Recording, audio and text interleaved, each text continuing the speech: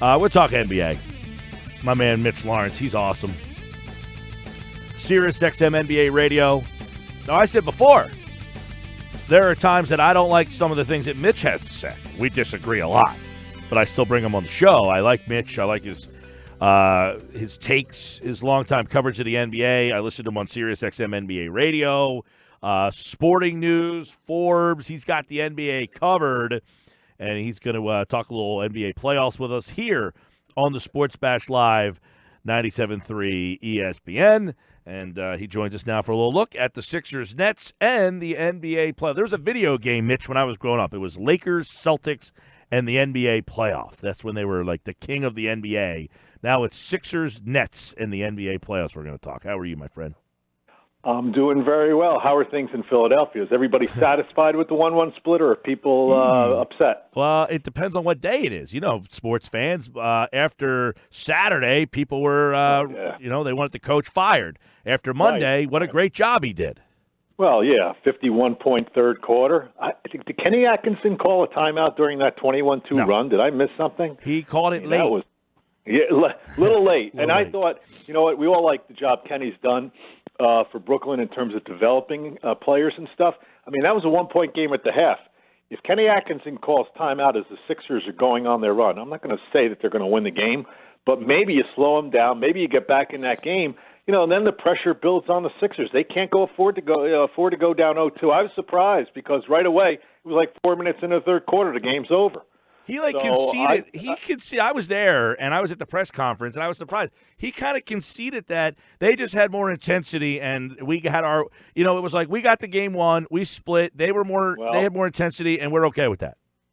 That's a bad mentality to have. And you know what? I haven't talked to Kenny. I'm going to probably try to go out there tomorrow. But the deal is, you know, he's a first-time coach in a playoffs as a head coach. He's been in playoffs before, obviously, as an assistant. These are the opportunities you can't squander. If you have a chance to slow down Philadelphia, somehow get that game a little bit more under control. And so instead of going down 20 right away, and then you're basically, you can't stop this runaway freight train, you know what? You might have his chance to steal this other game. So, just one of these things. We'll never know. Obviously, Philadelphia deserved to win that because when Ben Simmons plays that way, especially Ben Simmons, who was a disaster in Game 1, he was phenomenal. Now, Joel Embiid, I don't know what the talk in Philadelphia is. I'm watching these games thinking, is he 70%? He's not jumping. He's not moving well. I know he's been effective at points, but, you know, this is a guy who going into this series, if you figured if he were healthy and 35 points a game, 18 rebounds, he's not close to that player. Well, he's only playing 21 minutes in Game 2, 24 minutes in Game 1. So I don't know. He kind of said the other night, I'm on a minute restriction. I don't know and then that kind of got swept away pretty quickly. I don't know if they're restricting his minutes and not announcing it or what, but 24 minutes, 21 minutes, that's not going to get you a deep playoff run. You have to admit, he don't look good. He does not look as good as he has looked. Oh, I agree with that. Past. That knee is a problem, and here's the deal. They still should beat Brooklyn. I don't know if they will or not. It could be a long series. The problem is, as the playoffs go along, they get out of this round. That knee's not getting any better. That knee is not going to get any better for their next series against who would it be? Toronto, yeah. So, this is something that, he's the lead guy, obviously, for Philadelphia. He's going to go as far as he can take them. And I'm just watching him going. There are parts of that game where I'm saying, why isn't he trying to get this rebound? Why isn't he trying to block it? Well, obviously he's limited. Yeah. Doesn't look good. Well, I know a lot of talk, especially on SiriusXM NBA radio. I was listening the other day. A lot of people talking about Joel Embiid's elbow and the backlash on that. You said, welcome to Brooklyn, Joel Embiid. Looks like they got a villain here. There's nothing like it. When a playoff all of a sudden produces a villain, a guy who's now public enemy number one, Mike. This is great. This is going to, Brooklyn's going to be crazy. It's a great, I don't know if you've been there, but it's a great arena. It's very small in terms of, it seems like you're right on top of the action. The other arena in town, the Garden, it's a lot different. Just the whole atmosphere in Brooklyn, this is going to be a snake pit for Joel Embiid. He brought it on himself. I can't believe he didn't get thrown out of that game the other night because when you look at it, they gave him a flagrant one, which is exactly what the Curry's guy got Yeah. For the Nets against Simmons, and they're totally different. Now, did you hear Miller? Did you hear Miller on the broadcast when it happened? He said that was a 1 immediately.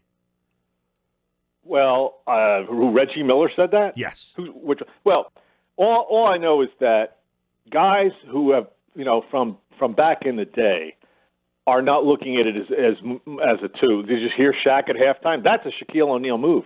Shaquille O'Neal was the guy who made that move famous. You take the ball in both hands, you swing your arms across, you clear out the guy. They finally outlawed it after a few years with Shaq. They called it the dislodgement rule. He couldn't do it anymore, and it really made, Shaq was all about power, and I'm going to kill you. I'm going to pulverize you. Mm-hmm. And that was his classic move. So I'm not surprised when he said it was a 1, because he'd never admit that was a flagrant 2, because, as he said, you play with power, you play with force. In this day and age, they don't allow that stuff. So I was surprised. They got away with 1, I thought, but it's interesting. We'll see how Embiid plays. We'll see how, the crowd, how he plays. I mean, this is going to be one of your biggest emotional settings in the playoffs so far when they tip it off in Brooklyn tomorrow. Yeah, and I want to get your opinion on this because you mentioned Ben Simmons now. He did not play well in Game 1. There was a much different aggressiveness to his game in Game number 2.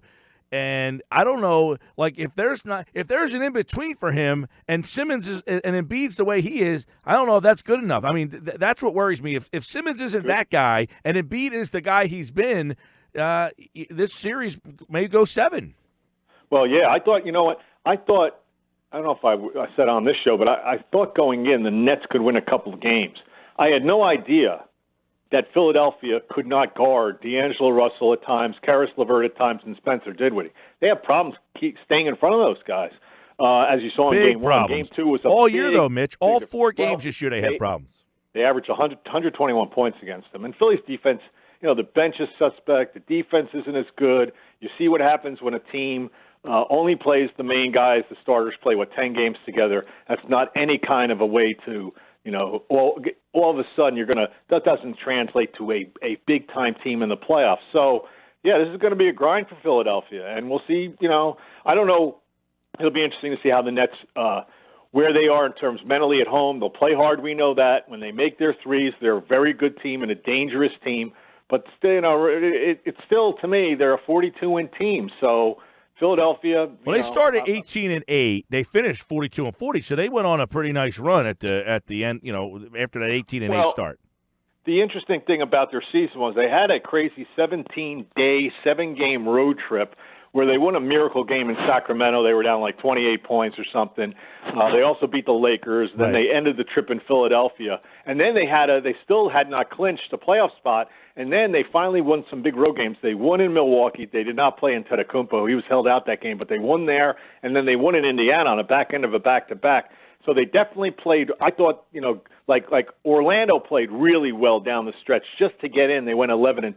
The Nets weren't quite that good, but the Nets had to play well. They had meaningful games, which is all the coaches want. Philadelphia didn't have a lot of meaningful games down the stretch. They basically were locked into that 3rd seed for a while. So. Now they're getting their, it's different in the playoffs when, you're playing with new guys who have been around Tobias Harris, a limited amount of time in terms of the big picture. The Nets are a team that plays hard. They play together. They got a great culture. There's no inner workings of who's going to do what. Everybody knows their roles. Kenny Atkinson's got them in a nice place. The problem here in the series is they're very small and their talent level is not what Philly's is. No question. There's a report out there that the Nets are not pleased with Embiid laughing at them at the post-game press. I was at that press conference, and it was a weird situation there. But is that something that you think the Nets could kind of rally behind and kind of that the Sixers could look back at it saying that was a moment in this series? Could be. It's not the first time that people have acted like kids or immature. The immaturity shows at a press conference. I mean. Look, LeBron James and Dwayne Wade in the 2011 Finals were caught laughing and mocking at Dirk Nowitzki, who had he was ill and stuff, and that backfired on them. The low point, one of LeBron's real low points, people don't talk about much anymore.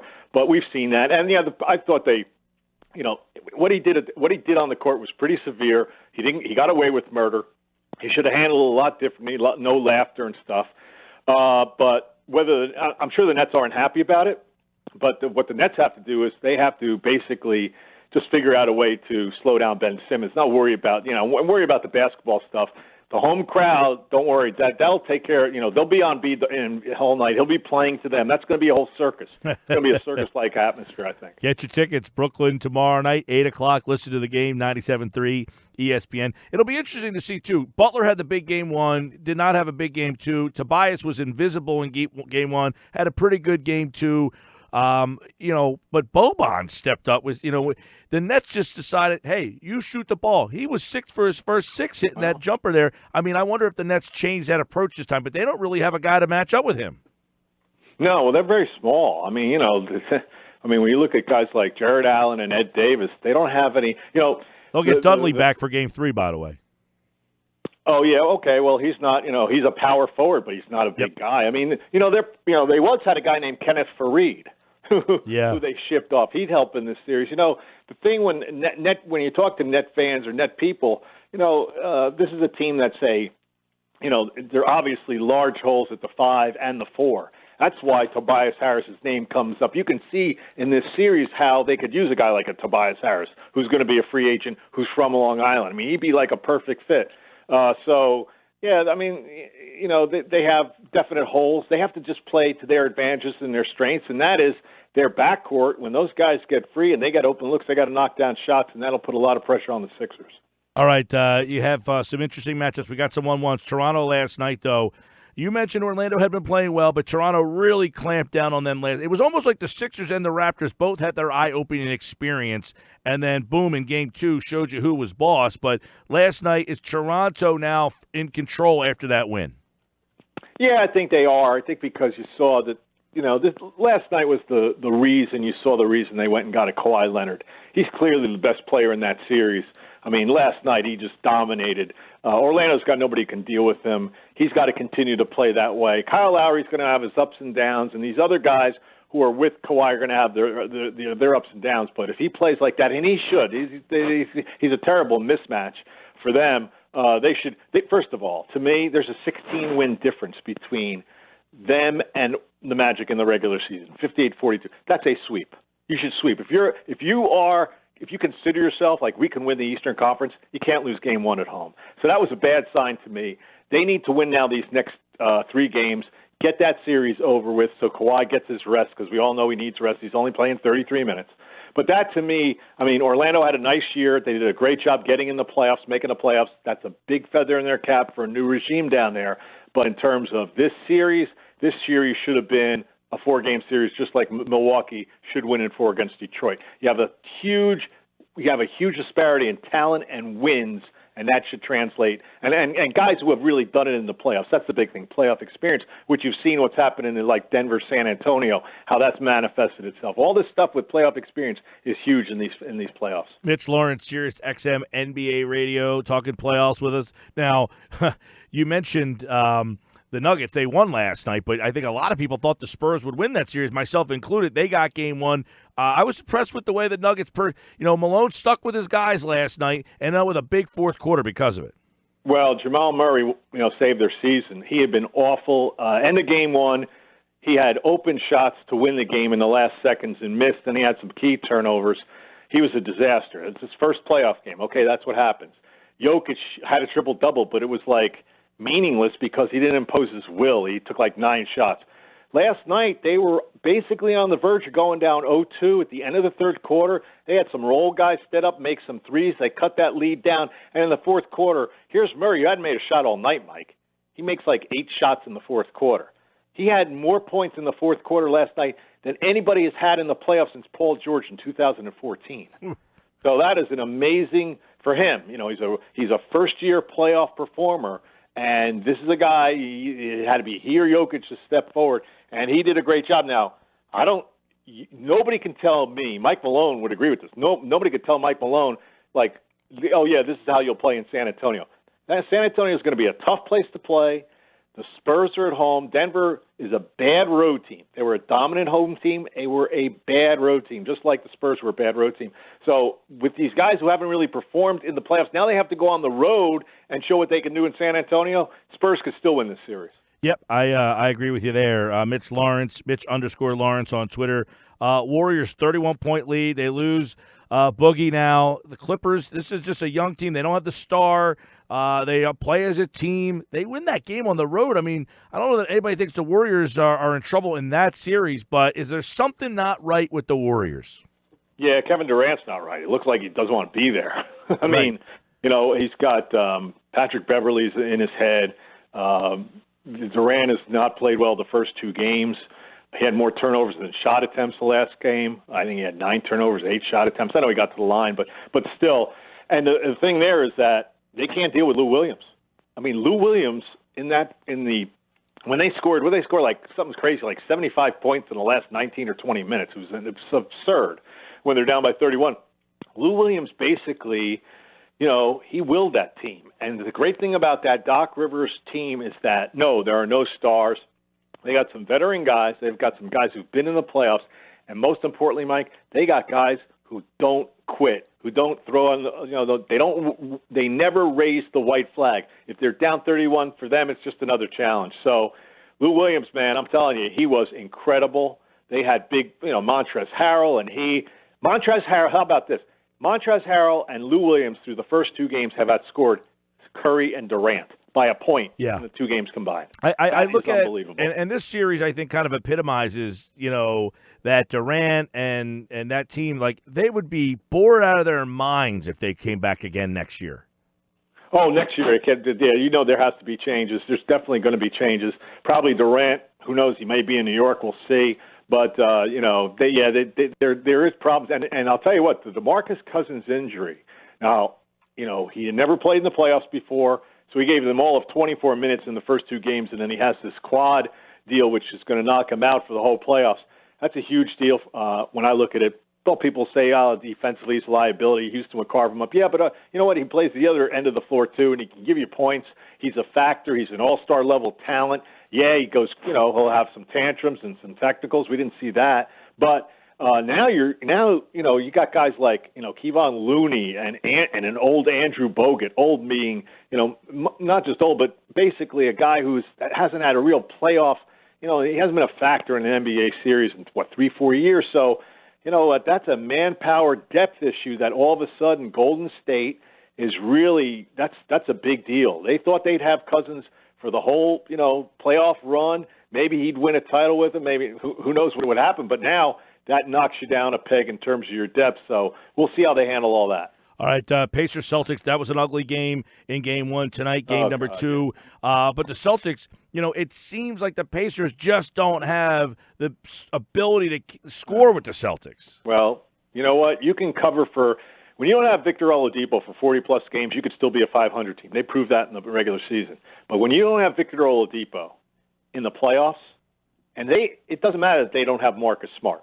That's where in this series they don't need Marcus Smart. But Victor Oladipo's absence is so big for Indiana. They just don't have enough guys who can score, especially end of quarters, all those situations where you can just give the guy the ball and he can create something. And so Indiana, I don't think they're going to break 90 points at all in this series. Boston's can find them. So the great thing about the series for Boston is when you're playing a wounded team that doesn't have the scoring, you can get yourself right. Chemistry-wise, you can get yourself right. They've had problems with chemistry all year. You can get yourself right in terms of your defense. They're easy to cover. I mean, this is going to be a sweep. And that one might be a sweep. And the Bucks one is definitively going to be a sweep. That's a 19-win difference right there. And, Blake Griffin's good. Blake Griffin plays, he's going to be on one leg. I mean, that's the problem for Detroit. But the disparity in the two teams, we saw it in the regular season. They dominated Detroit. Now, that should be if there's something wrong, if Milwaukee doesn't sweep them, then you look at it and you say, you'll remember that, and you'll say, okay, this could mean the Bucks struggle a little bit here against them in the second round. They should sweep them. Yeah, that would be Bucks Celtics. It could be two sweeps meeting up in round number 2. Rockets Jazz. I thought that series would be interesting. Rockets played well. Jazz have to now try to get Game 2 on the road. But do the Rockets look locked in, man? Oh, Rockets are locked in because their whole mentality is they keep on, they're all about. Last year we blew it. We had the Warriors down 3-2. Okay, Chris Paul got hurt, but we were still leading at halftime at both games 6 and 7, and we blew that series. And they have taken that mentality of unfinished business. We still have unfinished business here. We want to get back and show Golden State we can beat them. They've taken that into the series. I'm one of the few people. I know a lot of people picked, a 7-game series. I thought I thought Houston would win this series in 5. I just don't think. I think the way that James Harden and his teammates, their mental attitude, their approach to this series, plus the way Harden plays, and then the thing I don't like about Utah is, they're a very good defensive team. They don't have enough shot makers. They don't have guys who can score off the bounce to beat a team like Houston in 4 games, win 4 games in a series. Let's put it that way. Yeah, and then I want to go real quick here to the Lakers situation, Monty Williams, the Sixers, and that whole stuff. Monty is a guy who doesn't have ties to LeBron. I think you tweeted that out. I did, and then somebody said, well, you know what? He coached LeBron, Team USA. That doesn't count. Guess what? Let's not overthink this if you're Genie Buss in the Lakers. Ty Lue coached LeBron in Cleveland. Ty Lue won a title with LeBron in Cleveland. Ty Lue won a title with Kobe Bryant with the Lakers. I mean, what is there to think about? To me, the Monty Williams thing is maybe just a kind of we're doing our due diligence. Who knows? I just don't think that they're going to bring in a guy who really has very little or no relationship to LeBron versus a Ty Lue. If Ty Lue doesn't get this job, what does that tell you about what LeBron thinks of Ty Lue? Yeah, there was some weird stuff with Lue, though. Wasn't he having, panic attacks and locking himself in the office? He had health issues. There's no doubt, but he's been, he got fired, earlier in the year, and he's been out since, and you think, that stuff has been dealt with, and he's okay, and let's hope he is. He's a good guy. And I just look at it as you've heard Juwan Howard's name because he was an assistant with LeBron in Miami. Now that's a guy who knows LeBron versus a Monty Williams. So I still think it's going to be a Ty Lue thing. Look, they're still looking to reconfigure their front office. The word is it's going to be Rob Pelinka with Kurt Rambis is going to be involved. Nobody would be surprised if that happens because, the Lakers should have hired David Griffin. I think we probably talked about this, Mike. I mean, David Griffin, that is a no-brainer.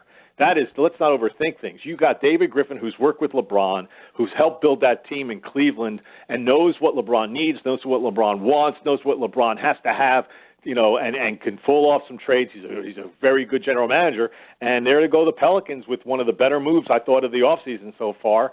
And not just for their organization, but from keeping David Griffin away from LeBron James. And by the way, now the Lakers want Anthony Davis because who they have to call? David Griffin. Right, and now Anthony Davis comes out today and said he thinks Anthony Davis is now open to staying in New Orleans. Who came out today and said that? Anthony Davis? David Griffin came out and said that. You know what? Due to his relationship with Rich Paul. Yeah, David Griffin is going to try. I still think Anthony Davis wants to play in Los Angeles. And I think there might be some arm twisting, obviously, from Rich Paul and LeBron and Clutch, because LeBron wants Anthony Davis. But I think, Anthony Davis is home out there, and I think he wants to leave New Orleans and start a new chapter.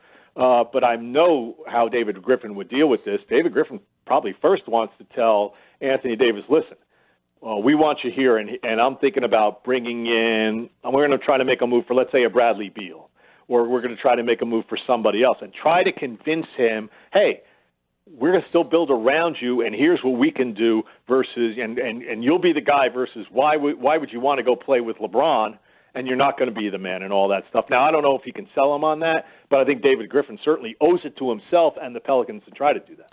NBA columnist Mitch Lawrence, SiriusXM NBA Radio, Sporting News, Forbes. Mitch, the playoffs, a lot of stories. Your favorite series is what? I'll tell you what. The way it's gone out so far, it's probably Brooklyn-Philly. Probably Brooklyn-Philly because of the whole, the Nets take an early lead, the way Philly's played, the way now Embiid has set himself up as the villain with the elbow. I mean, this is a compelling series. It's got a lot of juice up here, and it's going to be, very emotional. It's going to be a crazy building in Brooklyn tomorrow. So I think it's got a leg up on some of these other series. But I'll tell you what, in terms of the playoffs, does anybody miss LeBron James? Not yet. No. Could be deeper. Maybe deeper. Okay. Maybe. We'll see. Right now we're doing pretty well. When are you back on the radio? Well, definitely over the weekend. Post-game shows on Saturday and Sunday night starting at like 1 a.m. I like it. That's what I go to bed then. to, man. You and Tom Byrne put me to sleep every night. There you go. The great Tom Byrne. Love it. Take care, friend. Thanks, Mike. Talk to you Mitch later. Lawrence, SiriusXM NBA Radio.